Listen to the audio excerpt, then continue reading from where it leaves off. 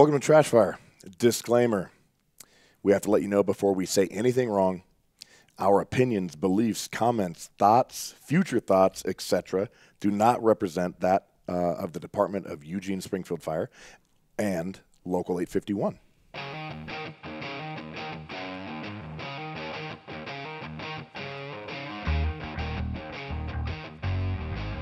So, funny story. When I was young, so I have zero hunting experience. None. Never hunted a day in my life. Know a lot of people that do, right? And I appreciate it. The only experience I have with, well, I know you're a bow hunter, right? Mm-hmm. So bow hunting, do you long rifle as well? I do. That's how long I grew gun? up. Yep. Okay, yep. Gotcha. Okay. So found a bow in the garage, right? Compound bow. And I almost brought it in. How old are you in this story? I am probably... Like, is this last week? No, yeah, could be. I'm probably like 10 years old, maybe. Okay. 10 to 12. 10, 12. Okay, so I find this compound bow. You're 300 pounds full muscle. Yep. I go to the nearest field, and I just start shooting arrows straight up in the air. Oh, my gosh. Oh, yeah, right? So I thought it would be cool just to see how far they go, in the air. And don't get me wrong, it was a very, very big field. There was nothing around. But I didn't really take into account that very dangerous could, just become a, just a right in the head. Oh, my word. So that's my funny story. Wow. I love it. I love it. What I really wanted to start off with is the best rendition that I can possibly do. Have you seen Talladega Nights? Yes. Okay. Yeah. Do you know the scene at the dinner table when they're praying? Yes. I'm going to do my best rendition of the Talladega Nights prayer scene. What? Okay? Oh, my God. Sweet baby Jesus. And this pertains to you, okay? Okay. Dear Lord, baby Jesus, thank you for Bowtech bows. Thank you for the Realm SR6 2019. Love their technology. Allows me to just shoot anything from any distance, anywhere in the world. I also want to thank Cabela's with their 82 stores, and also Bass Pro with their 177 stores. I can get whatever I want, whenever I need, whenever I feel like it. I also like to thank Mossy Oak, Big Game. Basically, I just want to give a little history here. Founded in 1986 by Toxie Haas, Mississippi. Thank you, Toxie. Really, really love Mossy Oak. Thank you for getting everything that I need to go out hunting and bring home the game. Also want to talk about Vapor Trail. Thank you, Vapor Trail. Quit your crying. Everyone knows what they say. I love the VTX Twist Extreme string and cable setup. You know what? You don't have to worry about string creep and peep rotation anymore. They got you covered. Mm-hmm. Just want to say also thank you, Vapor Trail, for the 300 colors that you provide for us in the string and cables for our bows. I want to talk about tight spot quivers. That's all I got. Tight spot quivers. Tacticam. I just want to talk about them. Thank you for your 4K resolution, your live streaming, remote sync, your slow motion, your Wi-Fi app. It's weatherproof, and I can also, the image stabilization technology. Any weapon, anytime. Tacticam. Thank you very much.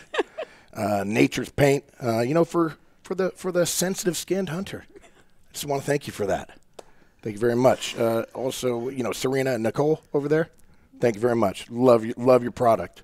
And I just want to finish up with the most important thing is our family, our health, and Trash Fire. Trash Fire. Episode 4. We're here, everybody. We're back. Big John, myself, Jeremy. And we have a guest that I'm really excited about today, John. I mean, yeah, absolutely. We were planning this before the new year, and then like holidays or something got in the way, of course, of Trash Fire. Well, yeah, you got married. Oh yeah, I got married. Married. That was kind of a little bit of a thing, and then I had some surgeries. Yeah, new wing. Your wing is doing well. It looks good. Oh yeah, it's starting to feel better. It's funny. You probably haven't used that muscle in quite some time, and it's still 3 times the size of my leg. So not good. For my rotator cuff. Oh, no.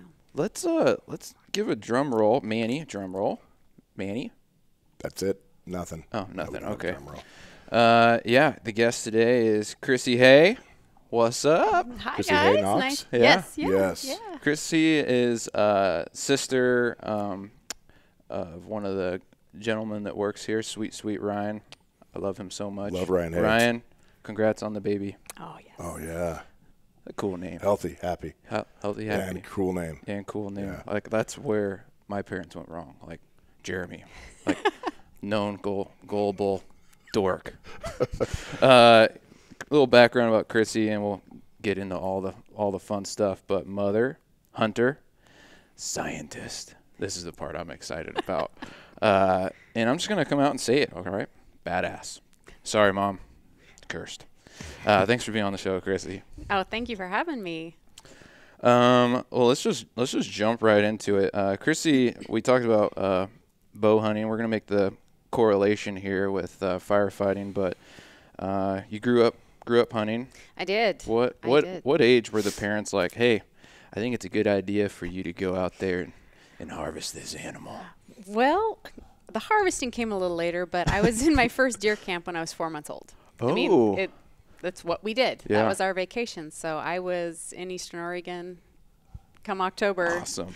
And, I can remember being in camp when they'd bring in the bucks. I mean, it was the most exciting thing when those trucks would come in after a morning hunt. And I mean, we were too young to go out with them. But, oh, man, when you see antlers coming out the back of the truck, there was just swarms of kids around the pickup. So from the time I could walk, I was all about being a part of the whole process, the skinning, the gutting, if I could be there, everything we wanted to be a part of. So, but I was probably 8 or 9 when I really started getting into going out with Dad and my grandpa and my brother and cousins. They didn't make us, but they let us be a part of everything. They kind of let us do it on our terms, which I think was important. But, if we showed interest in, field dressing a deer or, getting in there and playing with the heart and learning the anatomy and physiology of it.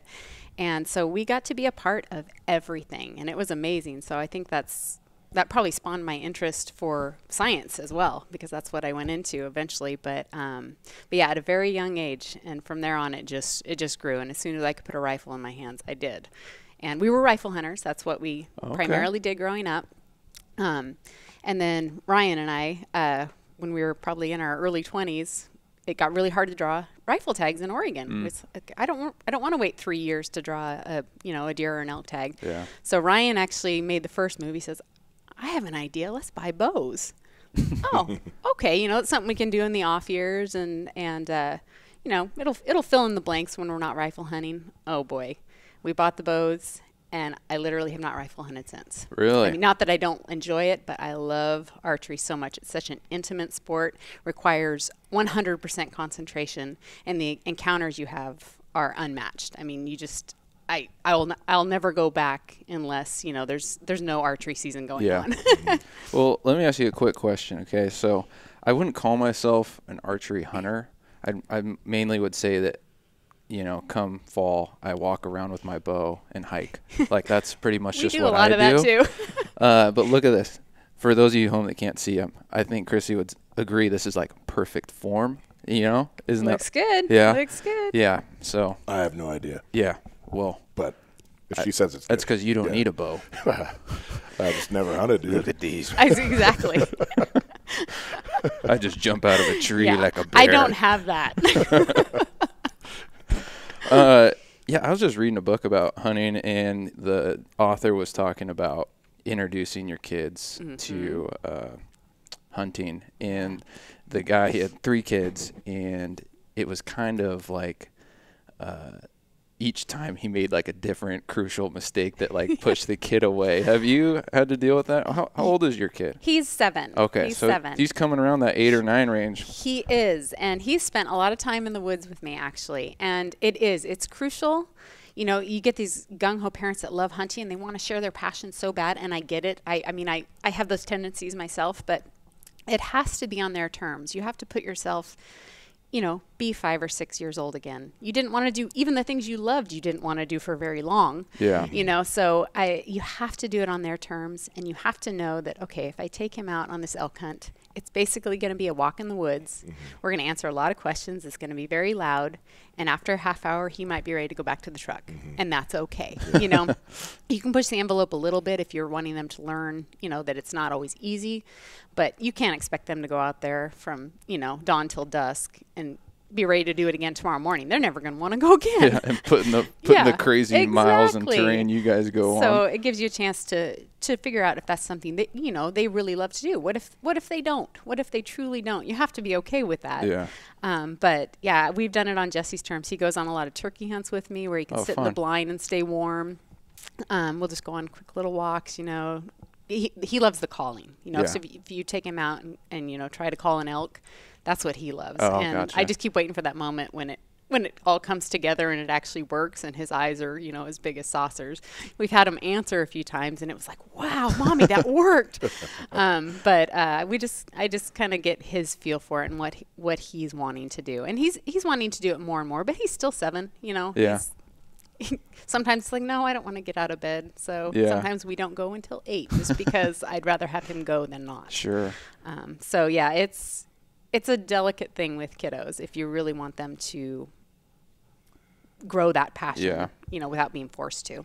Well, I grew up in the city. I know I look like a country boy and all, but you're a city slicker. Yeah, I'm a city slicker. I really am. But I like tried to, you know, my parents didn't hunt. I didn't have friends growing up that hunted. So it's been all like self-taught as an adult, which is awful. Like you look like an idiot all the time. Like I like spent like the last year training my dog to go bird hunt. And you know, the dog is incredible. Like she can do all the stuff that I need her to do. And then I realized after the first hunt, I didn't practice at all shooting my shotgun.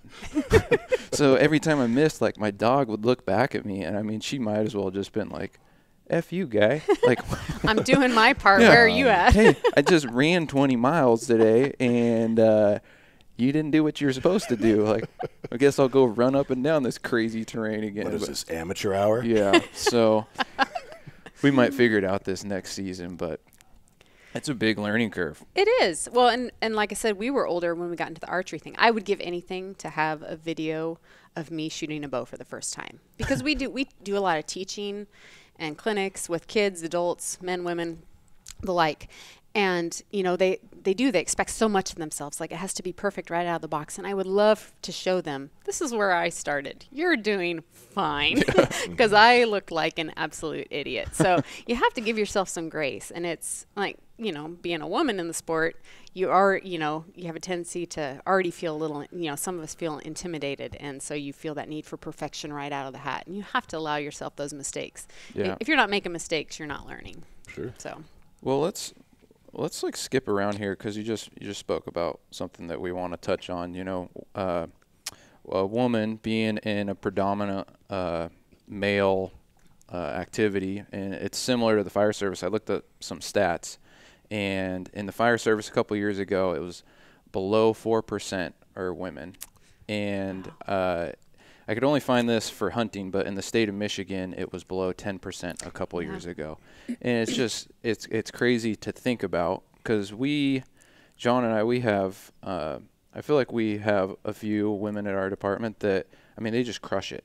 Like to speak of a few, like Shannon was in the top 300 at the stair climb last year. Mm-hmm. I don't know what she individually ranked in the female division, but the top 300 of all of it. That's amazing. I think she was in the top 3 in her category. Yeah, awesome. And I mean, Heidi broke her back, and she has never once complained about having like back pain. Like I go into work and I'm like, I slept kind of funny, and so, you know, so we have that similarity in hunting and in the fire service. You know, what experience, you know, or trials have you faced with that?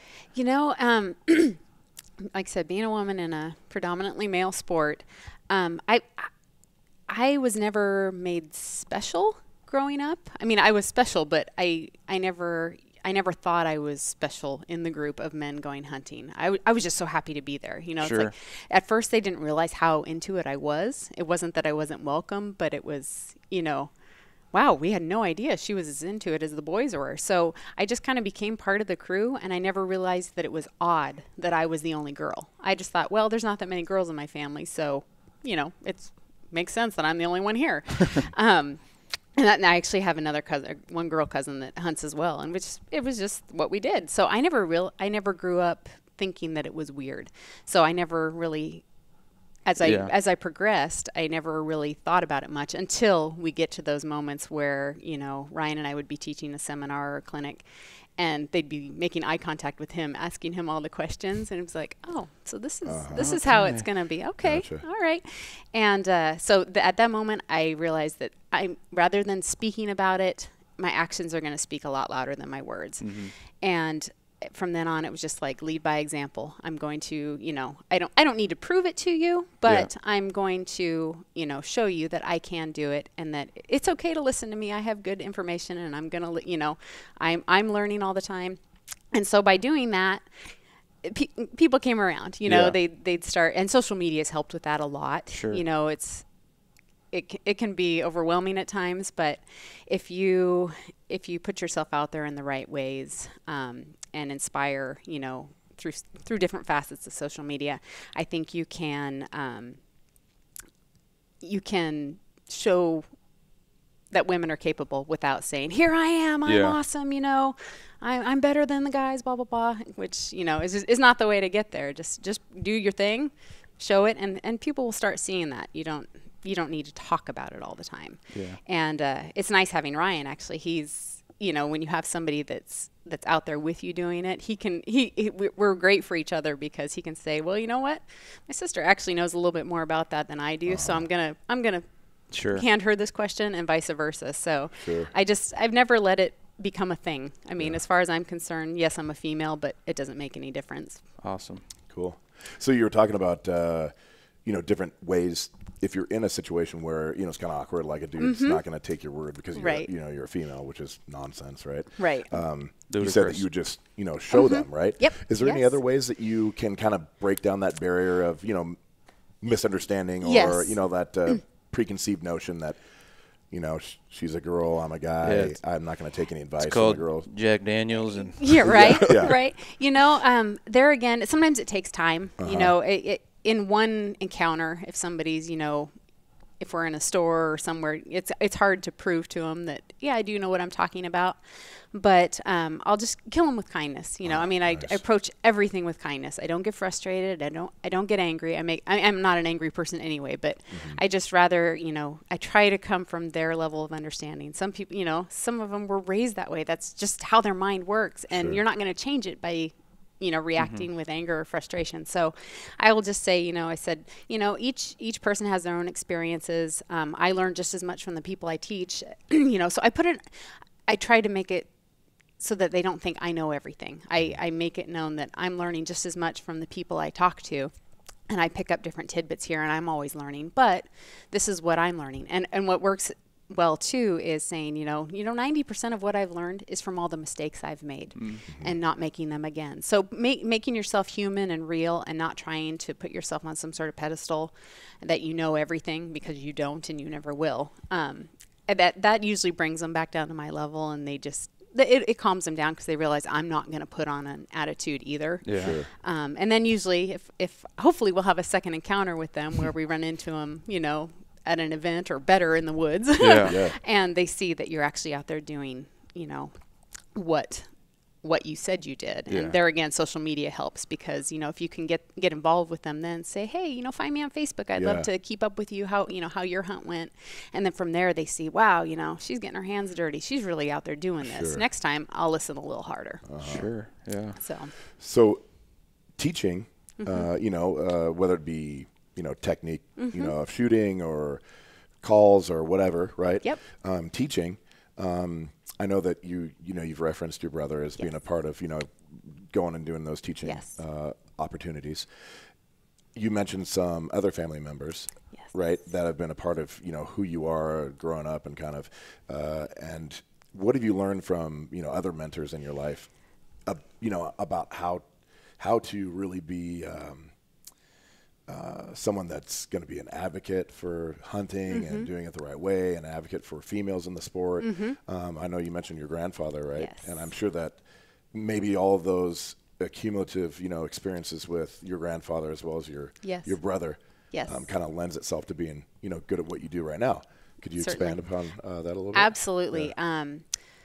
Growing up, I hunted with my entire family. I mean, pretty much I didn't need heroes that you saw on TV or people. Batman, no? No. I mean, not that they weren't great, but I had a family that was full of them. Oh, cool. So I was so blessed to have mentors and heroes right at arm's length. And my grandpa being the first of those. I mean, he was the patriarch of the Hay family. He was actually a Eugene firefighter. He retired as a captain in 1983. Nice. Awesome. And he was amazing. And growing up, my brother would hunt with my dad. My cousin would hunt with my uncle. And that just kind of left me, not homeless, but Grandpa would say, well, this is my girl, and he's like, she's my favorite. I'm going to take her, And so that just kind of became the joke. But he truly did take me under his wing. And he was my first hunting partner. Oh, cool. And I spent a lot of time with him in the woods. I got my first buck with him. Learned, he was an outstanding human being. Yeah. And I learned so much about, life in general, not just hunting. Through hunting, I learned about life. Yeah. And I spent a lot of time with him. We were like this. So he was a huge part of the start I got. And from there, like I said, my dad and my uncles, oh my gosh, they were saints. They took us in the woods, driving around looking for deer.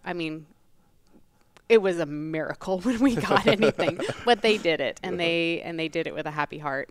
And they are the reason that we have this passion today, and we're able to expand on it. So having a family that was willing to, I feel like our passion was even stronger than theirs. They didn't want to probably be out in the woods as much as we did, but they did it because they saw in us what was possible. So because of that, Ryan and I, we had such a great start. And even though we're about the same age, Ryan is my favorite person. He is, anybody that knows him, he is, again, an outstanding human being. The nicest guy. And for being a little brother, I look up to him so much. And I think the feeling's mutual. But I count on him. He's my support in the woods. He gets me, when we're down, we get each other back up. And you have to have that. You have to have that. So my family, I'll start tearing up if I say too much more, but they are my heroes. So I was very fortunate. And that being said, I want to be that for somebody else that didn't have that background, whether it be a woman, a child, a man, it doesn't matter. If I can be that support system, where somebody can come and ask questions and learn that didn't have that opportunity growing up or doesn't have somebody close to them. That's kind of been what Ryan and I are all about. And me, especially as a woman, there's a lot of women that are terrified to walk into a pro shop or ask questions. And if I can be that for them through social media, through face-to-face, whatever it may be, I'm going to do that, because you never want to pass up the opportunity for someone that really wants to learn. Yeah. So. Ryan and I, we always joke that we're on the same team at Station 1, and there's only two people on our team. It's Ryan and I, and then it's against Station 1. We just get made fun of 24/7, and Ryan just takes it like a champ and just brushes it off. And granted, I'm a lot newer than him, and whenever he jumps on the other side and picks on me a little bit, I'm like, Ryan, we're on the same team. But sweet Ryan, that guy is he's awesome. He is so nice, and was a big part of my development program, and he is the super best. thankful for him. Mm-hmm. Me too. Love you, Ryan. You're probably not listening. So I was going to ask, there's a lot of, whether you're male or female, it's really kind of hard to put yourself out there in a position to fail, right? It is. And I think, hunting, kind of getting back to, there's not a lot of females, that do it, right? Kind of the same as, it's just a smaller population of females in our line of, our career field. Right. And in hunting also. Here at Eugene Springfield, we do a young women's fire camp, which is really awesome, because it just really kind of enables them or puts them in situations to, help self-confidence, problem solving. It's a really, really awesome thing. So hunting for you, as you've grown up, what do you think hunting's done for you as far as making you a stronger woman, right? Or just a stronger person in general? A lot of times it's difficult to get up and talk in front of people. There's, physical things, just not being in shape. Or as you grow up, it's like, I need to get better at this because I got to pack all this stuff out, right? Right. So what are the things that hunting has done for you to make you who you are today? A very strong, capable, hunter, mother, spouse or significant other. What are the things that hunting's done for you to contribute to your strengths? As a very capable person. It's been a huge part, mostly because hunting, when you get down to it, is a very individual, private thing almost, because it's very mental, it's very physical. You're out in the woods, you're quiet, you're lost in your own thoughts, and when it comes crunch time, it's just you, that animal, and the space between you. So it's like hunting has helped me to learn to focus on, what's at hand. And when I'm hunting, that's all that's on my mind. So it's trained me to be able to control my mind more. And then, you put what you've learned and all the mistakes you've made. That's the biggest thing. Don't be afraid to make those mistakes, because you're going to keep making them. If you're not making mistakes, it means you're not out there doing it enough. So by honing in on your own skills, and then when it comes to fruition or something really cool happens, it's like, oh my gosh, I did that. I did that. And without hunting, I don't know that I would have had that aha moment, like, oh my gosh, I can do this. I don't necessarily, I want my family there, but I don't need them there. I don't need anyone else. So for me, that was like finding your thing, and it spreads out into the rest of your life when you're attempting to do something else. There's moments where it's like, oh my gosh, how am I going to meet this deadline? How am I going to make this crazy week work? And I remember that moment of being in the bottom of that creek bottom. Like, you got out of that. Sure. You really going to complain about this or worry about this? No, you're just going to go do it and crush it. Yeah. Nice. And you do, So for me, it's been, we talk about all the miseries of hunting, and at the end of the day, we call it fun. And it is. But you test your ultimate, skill. And boundaries. And boundaries, where you think your boundaries are. Sure. And, you surpass them every year. Yeah. In mile 3 of Ryan's bull pack out this year, I really thought I was at my limit. I had no idea I was about to do 5 more miles uphill, and how many more would I have done if I needed to? Sure. So it just learns for you to raise those ceilings. Blow them up, basically. There are no ceilings. So, and that feeds through the rest of your life. That's cool. That's awesome. Yeah. So whether you're a gal or you're just, maybe you have some sort of handicap that holds you back, or I don't know, you're short or whatever. I'm just trying to pull this back to the fire service. You have something against you, whether it's those things I just said. But do you have any advice for people that, it's almost like they feel like they have something to prove? Like, it's like, hey, I'm the, I don't know, I'm like the 1% or the lower percentage of this group. And, people are just, you feel like attention's on you, because I'm sure, like we've talked about before, it kind of seems like that in certain cases. Is there anything, just a little quick, like, hey, go do this and you're good? Or we all have our weaknesses. You put me next to a group of guys, it's obvious what my weakness is going to be in the woods, right? So find your strengths. Or, if there are physical limitations that truly are there, that doesn't mean, they're going to be there, but find something else to compensate that with. Become stronger in other facets, especially in a team. There's going to be things that you're going to be better at, even if you are horrible at this. There's going to be things, that you can do really well that somebody else is like, oh my gosh, I'm never going to be able to do that. So as a team, you can find where you fit and make yourself, fit the puzzle. Sure. On an individual level, I think it's the same thing. You find a summit. You may, in the hunting world, it's like, okay, my knee is shot today. I can't go up those rocks. Well, you go up the other way. I have, endurance, so I can hike an extra 3 miles to get around those rocks. You find a way around it, whether it be individual or teamwork. And I guess I don't let those get to me. I mean, Yeah. you have your mental weak moments, and that's what you have your friends and your family for. But at the end of the day, you can't let it become a boundary for you. Sure. So as long as you can identify that and come up with a solution, it really doesn't it's matter. Okay to be it's okay, and it's okay to, you don't have to hide those what you consider flaws or weaknesses. It's okay to acknowledge. I mean, I think by acknowledging them, you can hit them head on and say, okay, this is how it is. I'm not going to pretend it doesn't exist, but I'm going to do this to combat that. Sure. And you do.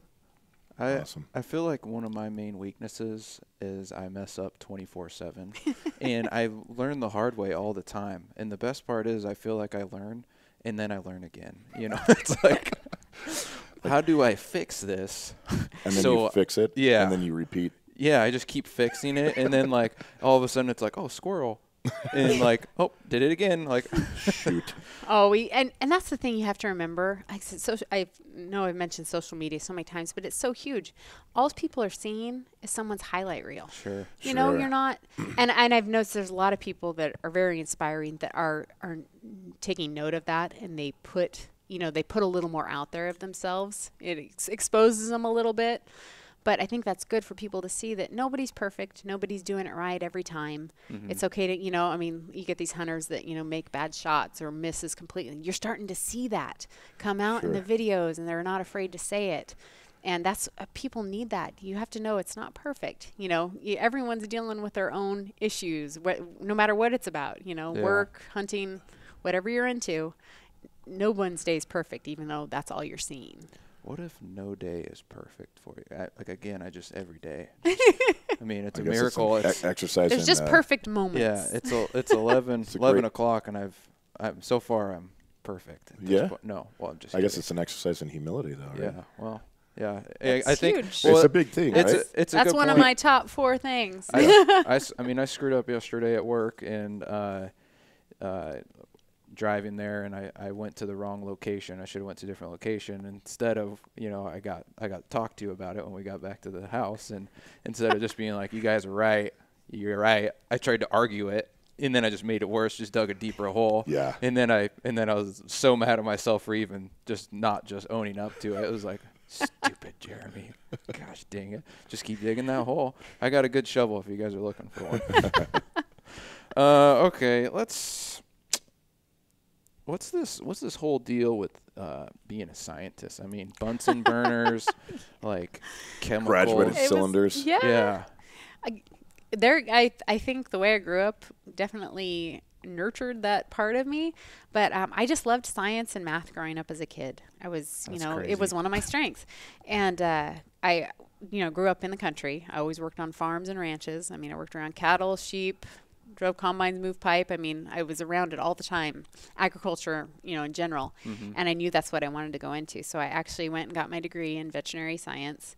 And I mean, being in my 20s, I worked so many different jobs trying to figure out where I wanted to be. Where I ultimately landed was basically a research and development scientist, and I did quality control for an ag chem company. And it was the ultimate. I was out in the field, I was in the office, and I was in the lab. It was perfect for me. Did you have a lab coat? I did. Oh, yes. I did. Yeah. Nice. That's when you my know name you're and That's when you everything. know, Yeah, right. But most of the time I was in my muddy boots, jeans, going back and forth to the field. But yeah, I spent a lot of time out in the field and in the lab, biology and science, and working my numbers, math and science is what I did. So how do you find balance with that? Like I feel like in life, all I'm trying to do is find balance, whether it's personal life, whether it's these goals or some sort of dream that I thought up that day. Yeah. Like I don't know. I just want to do so many things. Yes. And it's hard to just hone in and be like, all right, we got this one to a certain point. I would say I'm below average to mediocre at most things that I do. Like I start like going on something and then it's like, oh, okay, you're there. Like I kind of do it. I agree, because it's one of those where you lay in bed at night thinking about all the different things. But I have to, and I have a tendency to do that, so I have to compartmentalize it. I love a lot of things, but when I'm doing that one thing, I give it 100%. It gets 100% of my focus, even if it's just for 5 minutes. It's like this next 5 minutes is going to be about this, and then I might be mom for the next 20 minutes, where he's going to get all my focus. I'm going to forget everything I was doing over here and just be mom. So you know, you might be doing that side hustle all day long, you know, 5 minutes here, 10 minutes there, but whatever it is you're doing at that moment, shut your brain off to everything else and do it. So it kind of combats that squirrel, you know, mentality, because I have it as well. It's like OCD and you know, ADHD all at the same time. So yeah, and you do. There's going to be 10 different things going on at one time. So multitasking, I think if you can focus in on each thing for even just a minute and then move on, that's what you have to do. So I was going to ask, you know, like we have the Young Women's, you know, fire camp, right? Do they have the equivalent type thing for women in hunting? They absolutely do. Several events. The biggest one that I'm involved in is called Ladies Hunting Camp. Oh, cool. And we do 2 camps in Oregon, over in Lapine, and 1 in Utah. And it is outstanding. These women can come and learn everything for the women that, you know, that want to do it all, that want to do it all, or don't, you know, it's sometimes hard to learn from your spouse, and you probably shouldn't. They can come, I mean, but both directions. Arguments. Absolutely. Yes. Yeah. You're doing it wrong. Or never grew up, like I said, people that didn't grow up have nowhere to start. Sure, they have nowhere to start. They can come learn how to shoot a rifle, a pistol, a shotgun, a bow, self-defense, how to field. We actually harvest an elk and field dress it while they're there. What? Yes. Where does this elk come from? An elk ranch right down the road. They donate to us. Yes. Cool. So we get to That's go down. really cool. Yeah. The girls learn orienteering, self-defense, how to hang a tree stand, how to shoot from a tree stand, trailer handling. Nice. I mean, How many everything. kiddos are there? It's not kiddos, it's women. It's a ladies hunting camp. Okay. Gotcha. So there are similar things too, but this is something that I'm very passionate about and have become part of. And we have like 50 women at each camp. They can bring their families and their kids. Oh, they cool. can't go to the classes with them because we want Yeah. it to be a safe place for them to just ask their questions and learn. But we teach elk calling. I teach a blacktail hunting class. They learn turkey hunting. You name it, they get to learn it. Predator hunting, how to do it. And from there, they establish relationships and friendships with other women trying to do it, and they can go out and do it together. You know, you might meet your hunting partner there that you otherwise didn't have. So yeah, there's lots of things going on with that, and it's growing every year. And How long have you been doing that for? Oh gosh, we've been doing it now for 5 years. Oh, cool. Yeah, and it's huge. I mean, it's blown I up. bet, It started out as just a tiny little camp one summer, and now it's 3 huge camps with like 200 people waiting lists. Sweet. Wow. It's amazing. How So many instructors do you guys oh usually gosh, have? there's probably about 20 of us. Oh, very yeah, cool. All women? Well, I would not all of them. There are a few husbands that help. Sure. Just as logistical support. They're just good at what they do, and they're the spouses of the other women instructors. So cool. But yeah, it's primarily women. We do campfires. All the meals are provided. Sweet. We actually cook the wild game. Sweet. So they learn. Each woman walks away with. A lot of them get a bow or a rifle. Yeah. They walk away with gear, and So you've got vendors there as well? Well, we have sponsors. Oh, sponsors. So every woman walks away with something. Everyone you said. that they win. cool. Yeah. Yeah. Yeah, it's awesome. Yeah, I wanted to plug that for you. Yeah, right. That was good. That was good placement, huh? It absolutely was. Genius. It is. But yeah, awesome thing for women. No, that's cool. Yeah, that's really, it really is. cool. And so with at the beginning, when you have people that have never hunted before, females, right? Yes. I'm sure that there's uncertainties and all Very these much. things, right? From the how long? How many days is it? It's 4 days. 4 days. So at the beginning, Yeah. they're coming in, they don't know anything. At the end, what are some of the? Are there some significant changes? You know what I mean? That they're like more confident. You know what I mean? Like that type of thing. Confidence is huge. That's a big thing, right? They realize that, and they may learn. Some women walk away and say, you know what? It's not for me, but I'm glad I did it. Sure. I never would have known. I was always curious. But they walk away with more confidence because even though I didn't enjoy this, I learned something, and I learned I can kick it if I need to. Sure. I rocked this. So whatever it may be, but so many of them walk away, and we get these success stories the next year, like I shot my first buck, so cool. or I went and bought a bow, or a lot of them will do like these hunting training competitions, train to hunt, Sure. and they go and win it. that's cool. I mean, Jeez. it's life changing. Yeah. Whether you become a hunter or not, it's such a confidence boost that it's amazing. I mean, like there's tears, there's there's all types testimonials. of emotions, Yeah. I mean, a lot happens at that camp. It's amazing. Do you allow spouses to come? We so do. I know you let. Yes. So Yeah, it's sometimes dry there can be a camping. little bit of a issue with. It could. Do you like husbands try to like get in there and be There's like? been a few. There's been a few where they'll.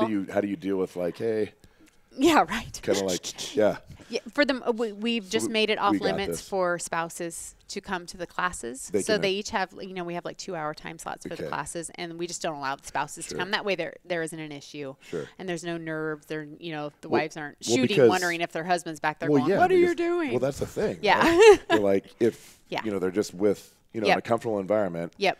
Instead of trying to like not mess up because their husband's watching them, or another woman may not want somebody else's spouse watching. So we just eliminate it's not even there, but they can be there. We camp, they can have their kids there. Oh, so at night it can be family time. We have big campfires and we tell stories, and we do a church service on Sunday morning. I mean, it's the full experience. So it's that is awesome.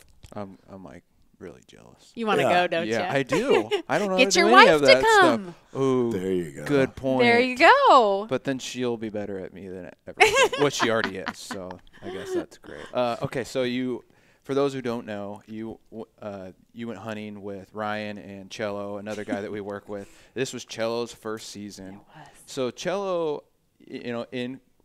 again relating back to the fire service, first time going in it. And, Cello succeeds at everything he does, and he's just an awesome human being. He's like Ryan. Yeah. The two of them are like the dynamic duo. They are. I know. It just drives me bonkers. They're awesome. I love them both. Love you guys. So, do you have any advice for beginners? You're going into it. And Cello, I'm sure he put this pressure on himself. But, I mean, was there something that you were saying to him, going into it, the trip there, the days? Because I'm sure it wasn't, within the first hour that you guys got the bull that Cello ended up being successful, which, again, it was always amazing. Successful. Such a cool story. One of story. my favorite moments ever. Yeah. He, being him, what I would have told him, he had already told himself. Okay. He went into it. He wasn't afraid to ask questions. We're walking through the woods. You guys probably noticed this if you work with him. He probably had an elk call in his mouth. Yeah. I know he was practicing He's a lot. calling like at midnight. Yeah, exactly. At the station. Exactly. And he wasn't afraid to make a bad call, in order to learn. He'd be like, is this right? And I'm like, wow, dude, you're a better caller than I am. It's like I've been trying this for 10 years, and that was better than I could do. So he wasn't afraid to just ask the questions and put himself out there and try something new. I mean, he would just get out there and do it, and that's exactly what I would tell somebody. Don't be afraid to make the mistakes. I mean, Ryan and I are making mistakes all the time. So, anybody that came hunting with us thinks we're all business. Yeah. Thinks that we're going to be mad if something goes wrong. No. But he was so humble about everything he did, and openly unsure of himself. You know what I mean? Yeah. He put himself out there in Which order is hard to do. It is hard to do. Yeah. And he did it with so much grace. It was, it worked out for him, but yeah, not being afraid to make those mistakes, because you're going to make them. So if I were to take a, newbie out there, let's say, Cello hadn't wanted to talk much or ask many questions, I'd just constantly be asking him, let me know, because so much of this we do automatically. We've been doing it for so long. Let me know if you have questions, and don't be afraid to ask it. Yeah. And if there's something that you're doing that, maybe you shouldn't, it's hard for me to say something just because I never want to hurt anybody's feelings. But if it's something truly that, it's like, maybe don't do that. Yeah. Because it's like, don't sneeze, or don't just outright. Exactly. Yeah. Don't. And I've done this. Don't laugh into the bugle tube after you screw up a bugle. Just roll with it. But he was the textbook student. He was awesome, and obviously it paid off in the end. Yeah, it seems a bunch of new probationers came online, and I feel like that's really important information for them. You have a lot to learn, and to be humble and to just roll with the punches, and just ask many questions. Yeah, I mean, I'm only 4 years in, and I still have questions every day. Absolutely. And there's just limitless knowledge everywhere you work. So. Are you ready, John? Or you got more questions? I just have one more question. Ooh, good question. So, you as a teacher, right? Mm-hmm. What are some of the best qualities in a student? Ooh. You know what I mean? What makes an individual successful as someone that's learning from someone that's done it before? Absolutely. What are some of the good attributes, to be a good student? Absolutely. First of all, humility. I think that's the first thing. they're not afraid to get in there and try and learn. So many people, and I have a tendency to do this if I feel like I can't do it perfect the first time. I don't want anybody to see me screw up. Sure. But I think the best students are the ones that jump right in there. I'll try, I'll be the first one to give it a shot, and and maybe it's awful, maybe it's horrible, but they've learned something from it, and they've opened themselves up to ask the questions like, okay, I noticed this. Is that how it's supposed to be? So a student that will ask questions and not be the know-it-all, constantly trying to show everybody else how it's supposed to be done, or you can tell that one person that's sitting there looking at you just waiting for that moment that they can tell you how it really should be done, or telling how much they know or how good they are at it. I don't. Can you spot them a mile away? Yes, you usually can. Yeah. You can usually tell. You can usually Sniff 'em tell. out. Yeah, and yeah, so and the same being as a teacher, you can't go into it. You need to have the confidence and be the expert. Meaning, I may just know just a little bit more than you, but I'm still learning from you. So a teacher and student should really have the same attributes, that confidence to know you can learn it, even if you haven't yet, the humility to be okay with making the mistakes to learn it, and then from there, sharing that knowledge and being able to share it in a way that doesn't put yourself on a higher pedestal. It's like, oh, I can help you with this, or, oh, how did students that'll say, how did you do that? That's how I want to do it. Just being open to that and not thinking they know more. I think that makes the best student. Awesome. It really does. Yeah. Cool. Quick attack. Yeah. Boy. Quick attack. Lightning round. Is it quick attack? Well, Lightning round? I don't know what you're talking about. Well, Frank, I feel like I'm on a Frank spaceship. Foligno, he was like, you should call it quick attack. Fire related. Oh yeah. Okay. We're quick attacking this. Do I get a helmet? Do you want a helmet? We could helmet. probably. Manny, helmet. Manny, where's the helmet? Nope, nothing. Okay. Okay. Oh boy. So, yeah. He's got a list. I'm just gonna. I know. I throw see some that stuff list. at him. Really serious questions, and it's just fast as you can. First thing that comes 'Kay. into your mind.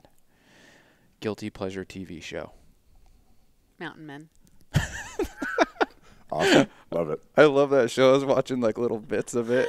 This is not It's lightning. on This is Prime quick right attack. now. sorry, quick It's attack. awesome. Quick attack. Okay, what is your screen time on your phone daily? Have you seen that thing pop up? I haven't actually. What? I don't even know what you're I talking don't about. know. Oh, it pops up on my thing. Like Ryan and I, we always talk about what's your screen time right now because we try to beat each other on who has the lower screen time. I have no idea. I was just It's curious too because much. you have all these billion different things Yes. you do, and I'm sure it's just like 30 seconds or something. Oh, Quick attack. Quick attack. Go-to song right now. What's in the radio? oh my gosh. Yeah. Whatever Playlist. it takes. Imagine Dragons. Boom. Quick attack. Okay, riddle. A man goes out in heavy rain with nothing to protect him from it. His hair doesn't get wet. How does he do that? No idea. He's bald. Oh. Bald is beautiful. Dad joke. Okay, scientist, worst letter grade you ever received. A+. Oh, You're 4.0? She's a Yeah. level 10 nerd. Wow. That's good. Good for you. Do you like Dungeons and Dragons too? No. That's awesome. Congratulations. Yeah, that is I never got incredible. an A+ ever. No wonder Ryan asked Ryan you for even- poems. But hey, Ryan got A- work. Oh, yeah, naturally. We had to make it realistic. Do you, we've already talked about your core family values, but do you have like a saying, that you live by? A motto. Hunt happy. Yeah. There it is. Good attitude. When did something start out badly for you, but in the end it was great? That bull. The ball. Okay, a couple more questions. Weird food combos you enjoy. Oh goodness. Like the other day, my friends told me mustard and French toast, and I was like, we're not friends anymore. Peanut butter and tomato sandwiches. That's a weird combo. Like Never even heard of just that. tomatoes in the sandwich. Just peanut butter and tomato sandwich. Yep. Yep. Yep. You asked. I threw you, didn't I? What? That's it. We should have asked great. that before we started the Yeah, let's episode. go. I would have ended it right there. Have you ever quit anything? Yes. You want to share? That's it. I've tried to quit biting my fingernails like 400 times, so I've Okay. quit a bunch of times. Okay. I've Is it quit a job. anything you would like to learn right now? Like you're like, I kind of want to learn how to do this. I want to learn how to waterfowl hunt. Something Nice. I've never done. I went a lot this year, and again, practice shooting. I'm not very good. But my dog got her first couple ducks and geese. It was cool. A lot of fun. I was going to ask, what's your favorite dish made from elk? Or what's your favorite made from game, any game? Stew or roast. Hands Stew or down. roast? Yep. What's the best part of an elk? Oh, backstrap. Of course. Yep. I kind of figured that. Backstrap? Backstrap? What's your favorite movie all time? Oh, Lonesome Dove. Awesome. Whoa. If Robert you had to Duvall? choose one meal that you had to eat for the rest of your life, what would it be? It'd be the stew. Stew. Yep. Got it. Favorite color? Blue. I know it's kind of common stuff. That's okay. Blue? Blue. Baloo. Huh. Well, That's all I got.